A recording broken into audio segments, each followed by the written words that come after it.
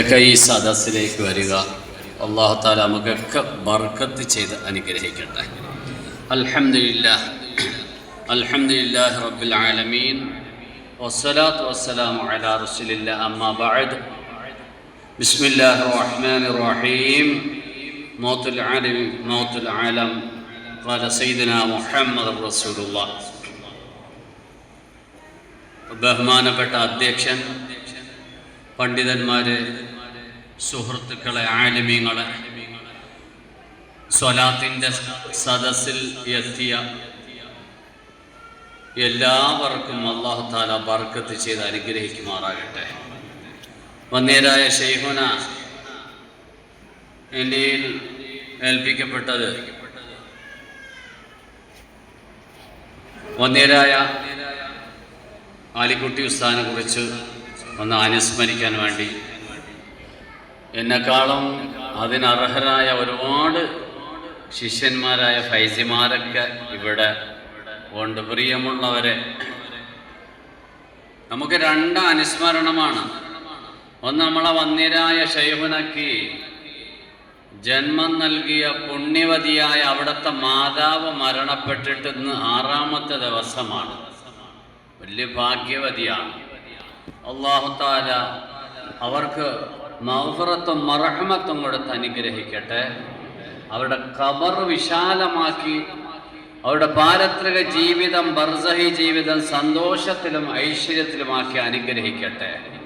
ഏതാണ്ട് 94 വയസ്സുണ്ടായിരുന്നത്ര. ആരെങ്കിലും കാണാൻ, നമ്മളെ കുടുംബങ്ങളൊക്കെ കാണാൻ വരുമ്പോൾ എപ്പോഴും ഖുർആനുമായിട്ട് ബന്ധപ്പെട്ട, ഖുർആനിലായിട്ട് ജീവിച്ച ഒരു മഹദിയാണ്. വലിയ ഭാഗ്യവതിയാണ്.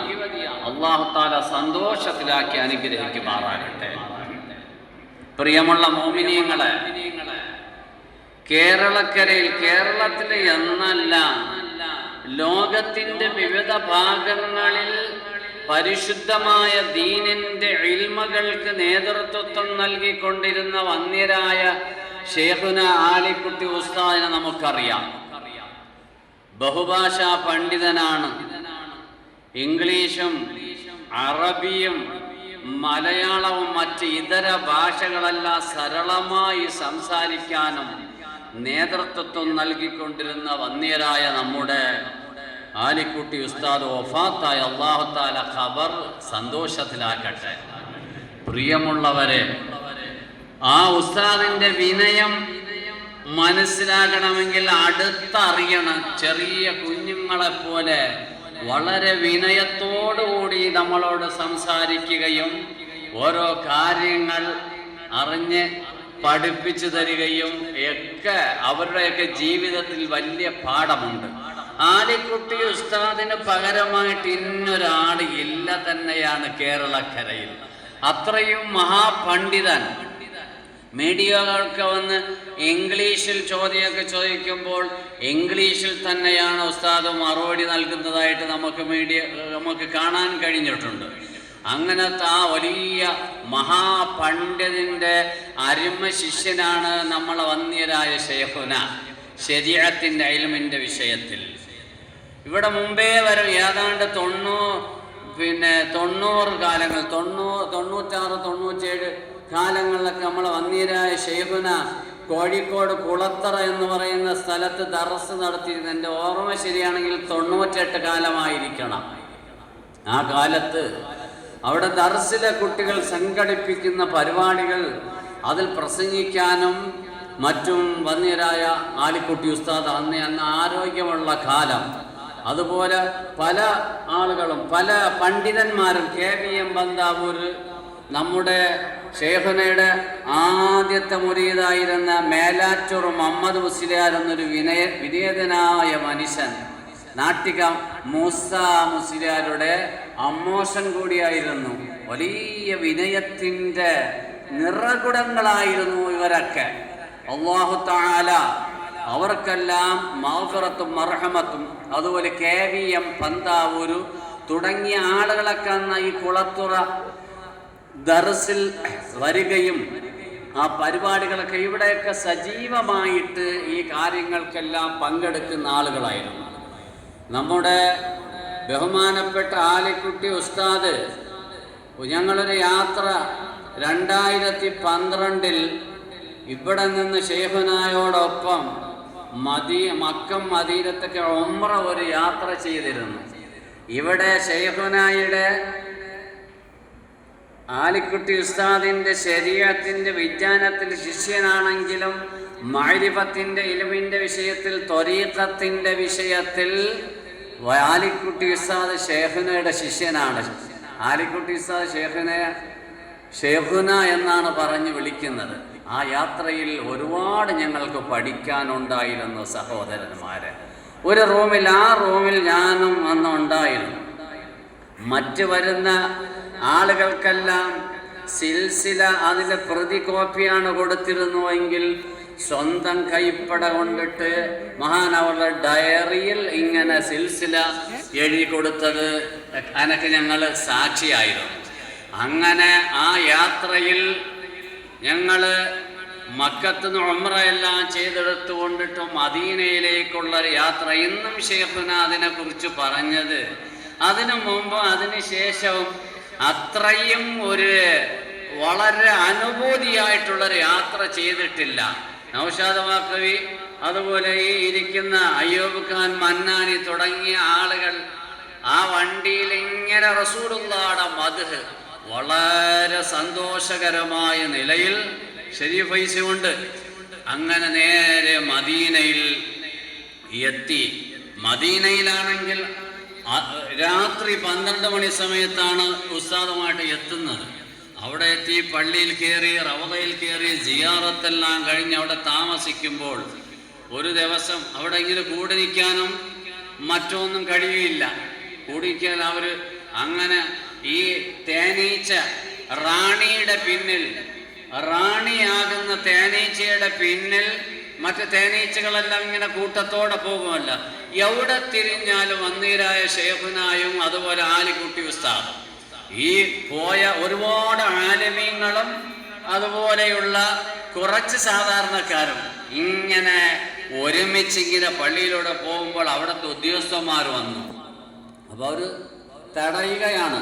അപ്പോൾ ആ സമയത്ത് സരളമായ അറബി ഭാഷയിൽ അവരോട്, അവിടുത്തെ ഉദ്യോഗസ്ഥന്മാരോട് ആലിക്കുട്ടി സംസാരിക്കാൻ അമീദ് ഫി ജാമിയത്തിൻ നൂരിയ അൽ കേരള ഫിൽ ഹിന്ദ് എന്നൊക്കെ അറബിയിൽ സംസാരിച്ചപ്പോൾ അവർക്ക് സന്തോഷമായി. എന്നിട്ട് ഞങ്ങളൊക്കെ ക്ഷണിച്ച് അങ്ങോട്ട് കൊണ്ടുപോകുകയായിരുന്നു. എവിടെയെന്ന് അറിയുന്നില്ല. അങ്ങനെ മദീന പള്ളിയുടെ ഒരു ഏരിയ, ഉദ്യോഗസ്ഥന്മാരുടെ മാത്രം, അവർക്ക് മാത്രം പ്രവേശനമുള്ള ഒരു സ്ഥലം. ആ സ്ഥലത്ത് അങ്ങ് കൊണ്ടുപോയിട്ട് വളരെ ആദരവോടുകൂടി അവിടുത്തെ ഒരുപാട് പണ്ഡിതന്മാരോടുണ്ടായിരുന്നു. വന്യരായ ശൈഖുനാക്കും ബഹുമാനപ്പെട്ട ആലിക്കുട്ടി ഉസ്താദിനും മാത്രം 2 ചെയർ, അതിലവരിരുന്ന് ഞങ്ങളൊക്കെ ഇങ്ങനെ നിൽക്കുകയായിരുന്നു. കുറേ സംഭാഷണം ഇങ്ങനെ നടന്നു. അവരും സന്തോഷത്തിലായി. ശേഷം മക്കയുടെയും മദീനയുടെയും മേപ്പുള്ള ഓരോ വലിയ പടങ്ങളും അതിൽ ചെറിയ ചെറിയ കിതാബുകൾക്ക് ഞങ്ങൾക്ക് തന്ന് അവർ ആദരിക്കുകയും ചെയ്തു. വളരെ സന്തോഷമായിരുന്നു ആ യാത്ര. അങ്ങനത്തെ ഒരു മഹാപണ്ഡിതൻ്റെ വിയോഗമാണ് നടന്നിരിക്കുന്നത്. മഹാനായ ആലിക്കുട്ടി ഉസ്താദ്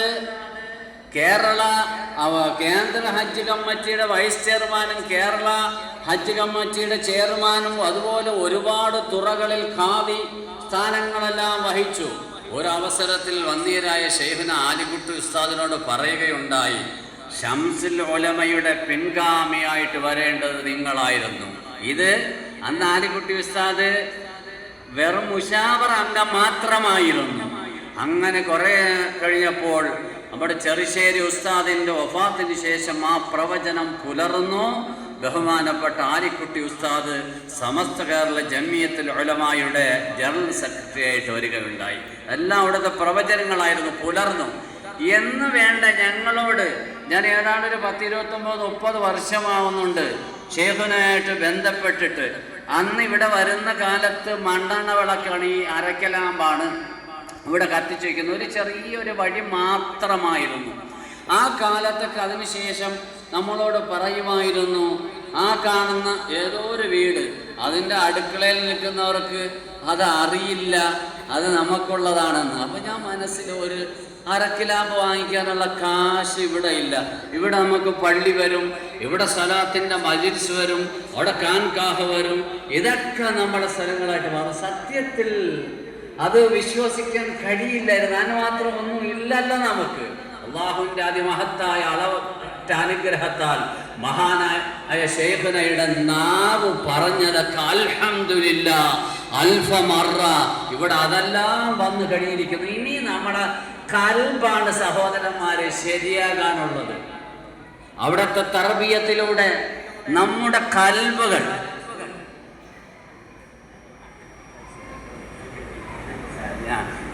ഞാൻ ഇന്ന് രാവിലെ കണ്ട ആ കമീസൊക്കെ ഇട്ട് ഇങ്ങനെ നിൽക്കുമ്പോഴേ ആലിക്കുട്ടി ഉസ്താദിൻ്റെ ഒരു ലുക്കിലുള്ള ഒരാൾ, അല്ലാഹു തആല ദീർഘായുസ്സ് നൽകട്ടെ, അല്ലാഹു തആല ഖൈറും ബർക്കത്തും ചെയ്യട്ടെ.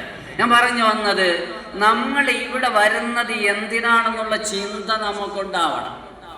നമ്മളെ കൽബൊന്ന് നന്നാകുനായും ഞങ്ങൾ കുറഞ്ഞ ആളുകളും ആ വണ്ടിയിൽ, ബാക്കിയുള്ളവർ വേറെ വണ്ടിയിലും, നേരെ ഈ വണ്ടി പോയി നിന്നത് ഓർസൗറിൻ്റെ ഹബീബായ മുത്തു മുസ്തഫ സല്ലല്ലാഹു അലൈഹി വസല്ലമ തങ്ങൾ മക്കത്തിൽ നിന്ന് മദീനയിലേക്ക് ഹിജറ പോയപ്പോൾ ഇരുന്ന ഗുഹയുണ്ടല്ലോ, ഓർസൗറിൻ്റെ താഴെ പോയി നിന്നു. അപ്പോൾ അന്ന് ഏതാണ്ട് ആലിക്കുട്ടി ഉസ്താദ് അവർ 68 കയറാൻ തുടങ്ങി. അള്ളാഹുവെ കയറി അങ്ങനെ ഒരു സ്ഥലമായപ്പോൾ ഉസ്താദ് ഇരുന്നു പോയി, ആലിക്കുട്ടി ഉസ്താദ് അവിടെ ഇരുന്നു പോയി. അപ്പോൾ ഇരുന്ന് പോയാൽ പിന്നെ പ്രയാസമാണ്. ഒറ്റ സ്റ്റെപ്പിൽ കയറിയാൽ അങ്ങ് കയറാം, അതാണ് അതിൻ്റെ ആ രീതി. ഇടയ്ക്ക് വെള്ളം കുടിച്ചു പോയാലും പിന്നെ വെള്ളം കുടിച്ചുകൊണ്ടേയിരിക്കും അങ്ങനെ. അപ്പോൾ ഞങ്ങളൊക്കെ അങ്ങനെ മുകളിലോട്ട് കയറാൻ തുടങ്ങി. ആലിക്കുട്ടി ഉസ്താദ് ഇടയിൽ എങ്ങനെ ഇരിക്കണം. അപ്പോൾ ഷേഖുന വിളിച്ച് ചോദിച്ച് എന്തു പറ്റി? അപ്പോൾ നല്ല ക്ഷീണമുണ്ട്, അങ്ങനെ ഇരുന്നതാണ്. മാരുടെ കഴുത്തിൽ താങ്ങിക്കൊണ്ടിട്ട് ബഹുമാനപ്പെട്ട ആലിക്കുട്ടി ഉസ്താദ് അതിശീഘ്രം എല്ലാവരും ഏതാണ്ട് 2 മണിക്കൂറോളം അല്ലേ, 2 മണിക്കൂറുകളോളം എടുത്തു നേരെ ഓർസൗറിലെത്താം. അവിടെ കഴിഞ്ഞിട്ട് അവർണ്ണനീയമായ രംഗം. അവിടെ വന്നിട്ട് ബഹുമാനപ്പെട്ട ആലിക്കുട്ടി ഉസ്താദ് ഹബീബായ മുത്തു മുസ്തഫ സല്ലല്ലാഹു അലൈഹി വസല്ലമ തങ്ങൾ ഇരുന്ന പുണ്യമായ ആ സ്ഥലത്ത് ഇരിക്കുകയും, ഞാൻ നല്ല ഓർമ്മയുണ്ട്, വർഷങ്ങൾ 10-15 ആയെങ്കിലും തയമം ചെയ്തുകൊണ്ട് അവിടുത്തെ കല്ലിലടിച്ച് തയമം ചെയ്തുകൊണ്ട് നിസ്കരിച്ചു കൊണ്ടിട്ടൊരു ദുആ ചെയ്തു. റബ്ബേ, അത് അവർണ്ണനീയമായ രംഗം. കൂടെ വന്ന സാധാരണക്കാർ പോലും പൊട്ടി പൊട്ടി കരയുന്ന ഒരു അവസ്ഥയായിരുന്നു. അങ്ങനെ നല്ല നിലയിൽ സന്തോഷത്തോടുകൂടി ആ ഗുഹയിലൊക്കെ കയറി റസൂലുള്ളാഹി തങ്ങൾ ഇരുന്ന സ്ഥലത്തിരുന്ന് ദുആ ചെയ്തു. പതുക്കെ ഇങ്ങനെ ഇറങ്ങി ശിഷ്യത്വം സ്വീകരിച്ച് എന്നുള്ളത് വലിയ സന്തോഷവും വലിയ മഹബത്തും, അങ്ങോട്ടും ഇങ്ങോട്ടും വലിയ പരസ്പരം വലിയ മഹബത്തിനുമായിരുന്ന മഹാന്മാക്കളായിരുന്നു. അള്ളാഹു അവരോടൊപ്പം, ഈ മഹത്തുക്കളോടൊപ്പം നമുക്കും സ്വർഗം പ്രവേശിക്കാൻ നാഥനായ റബ്ബ് നമുക്ക് തൗഫീഖ് ചെയ്ത് അനുഗ്രഹിക്കുമാറാകട്ടെ. സമയത്തെ ഭയന്നുകൊണ്ടിട്ട് പ്രിയമുള്ളവരെ ഞാൻ നിർത്തുകയാണ്. അള്ളാഹു ഈ ഇതുപോലെയുള്ള സദസ്സുകൾ പങ്കെടുത്ത് പുണ്യം കരസ്ഥമാക്കാനും, നമ്മുടെ നാവുകൾ, കരിഞ്ഞുപോയ നാക്കുകളെ നമ്മൾ ദിക്ർ കൊണ്ടും സ്വലാത്ത് കൊണ്ടും ധന്യമാക്കാനും, അത് ചൊല്ലിക്കൊണ്ടിട്ട് നമ്മുടെ ഇഹപര ജീവിതം ഹൈറിലാകാനും അല്ലാഹു തആല തൗഫീഖ് ചെയ്ത് അനുഗ്രഹിക്കുമാറാകട്ടെ.